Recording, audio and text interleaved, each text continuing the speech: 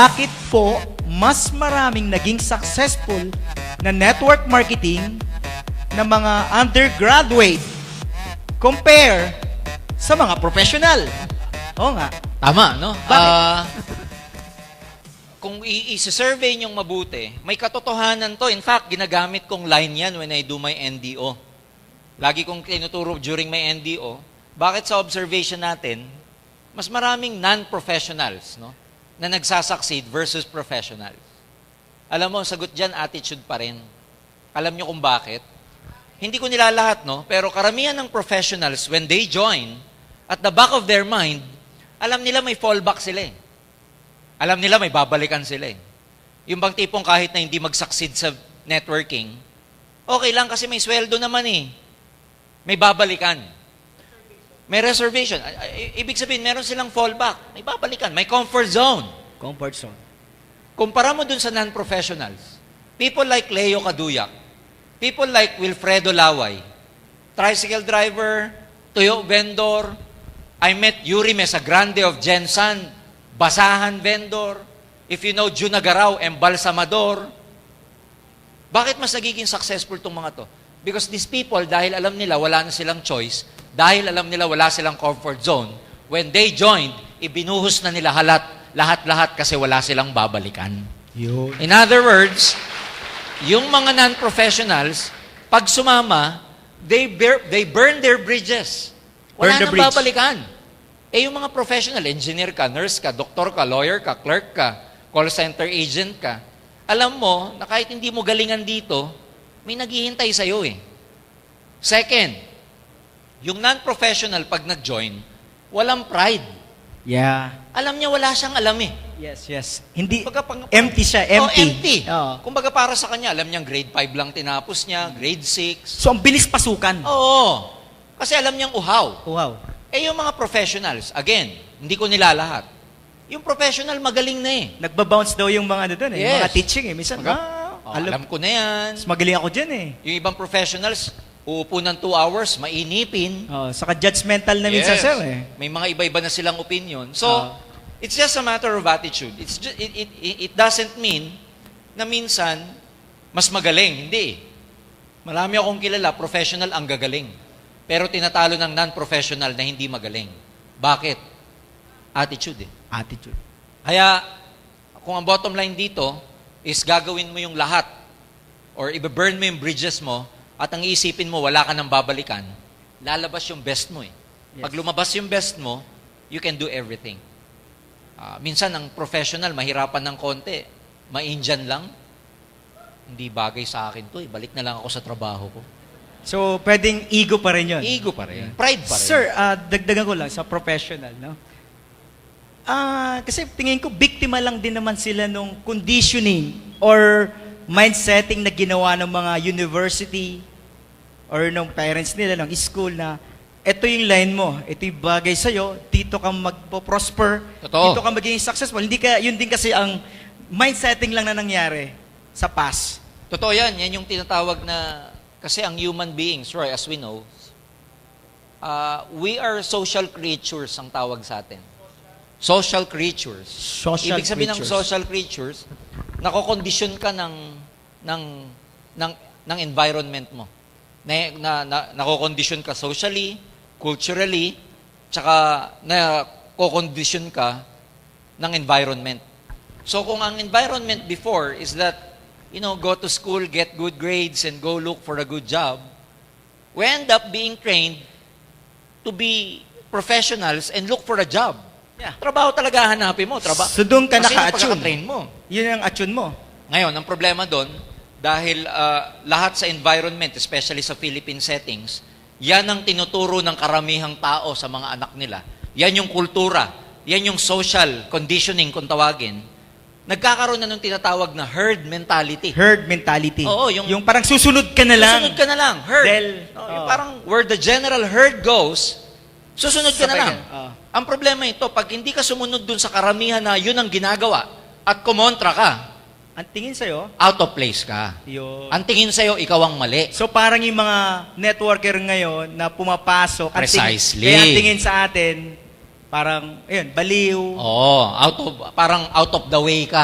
Pag Kasi ang way, dapat papunta dito, ikaw, sumuway ka. sumusuway ka. Kaya out of the way ka. So, yun ang reason, ba't yung mga friend nila ngayon nagkakawalaan? Yes, totoo yan. Kasi nga, yung Oh. general herd, parang ganito yan. Kung manunod kayo sa Discovery Channel, yung mga wilder beast, yung mga parang mga buffalo na Yes, sila, sir. sabay-sabay. Sabay-sabay. Ang tawag doon, herd yun eh.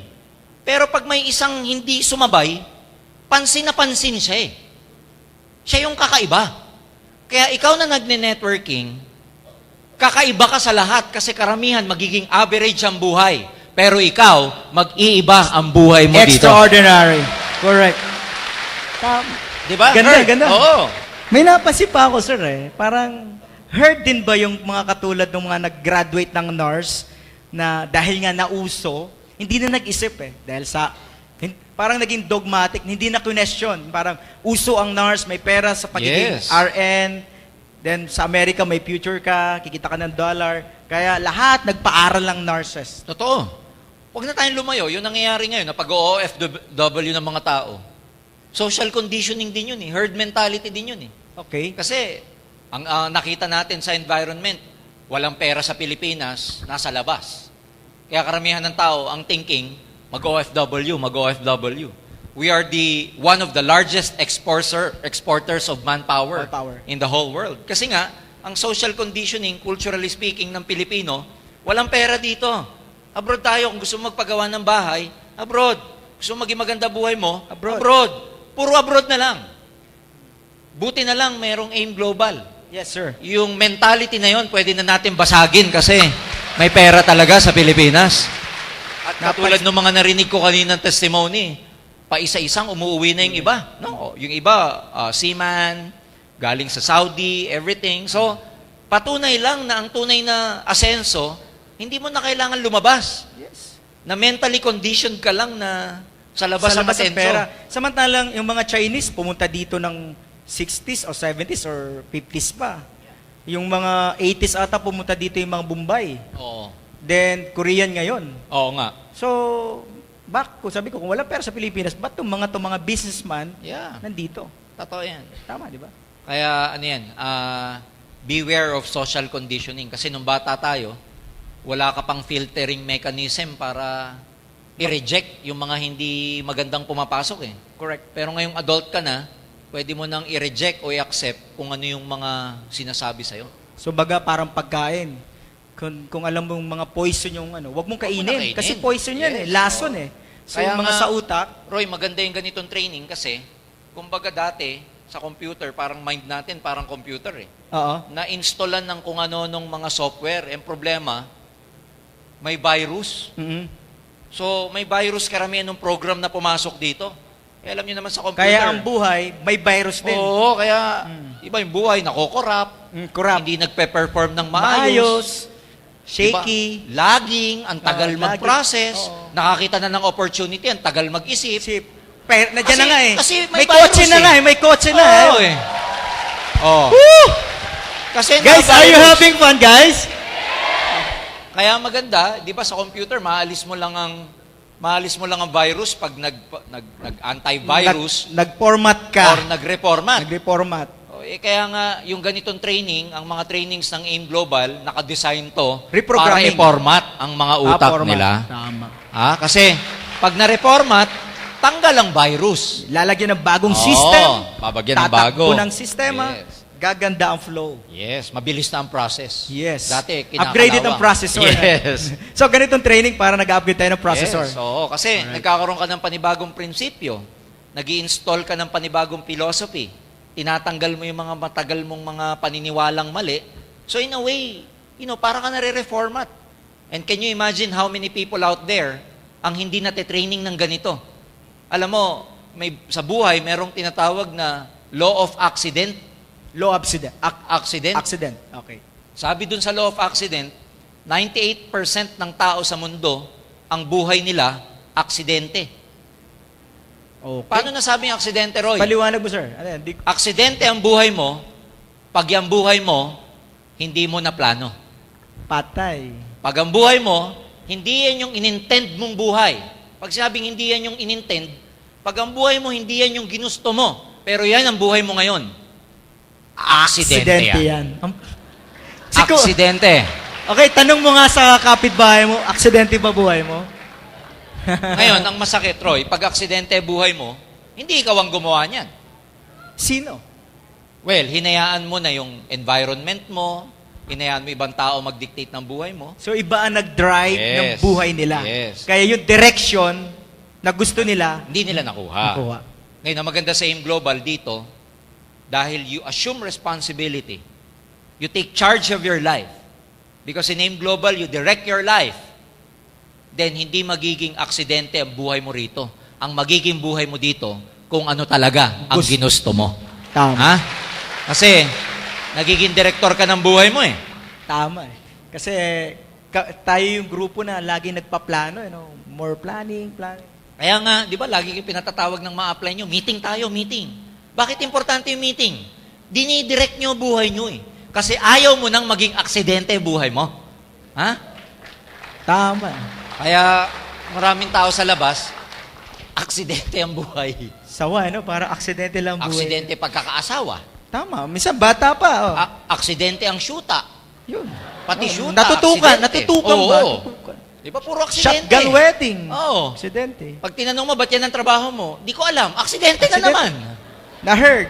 Puro aksidente. Ba't wala kang pera? Aksidente. Hindi ko alam. Aksidente pa rin. So pag sinabing accident, sir, worst talaga. Yes. Pag sabing aksidente buhay mo, it's a life that you never intended. Na ayaw mo siya. Yes. Pero nangyayari sa'yo. Okay. Yan tawag doon. Ganun naman ang aksidente, di ba? Pag na-aksidente ka ng sakyan, hindi mo naman ginusto yun eh. Pero ba't nangyari sa'yo? Something like that. Sa buhay, ganun din. Pag hindi ka masaya sa buhay mo, aksidente tawag. Oh, sino Kaya pa ba mamaya- ang gustong ganun? Aksidente Oo. ang buhay. Sino pa?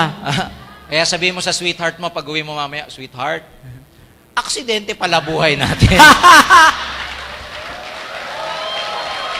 Pero sabihin mo sa kanya, huwag ka mag-alala. Matatapos na yung aksidente ngayon. Kasi nasa AIM Global na tayo. Kala ko, sir, matatapos na ang aksidente yung buhay natin. Bakit? Iiwanan na kita. Kakaiba yun, kakaiba. Pwede, di ba?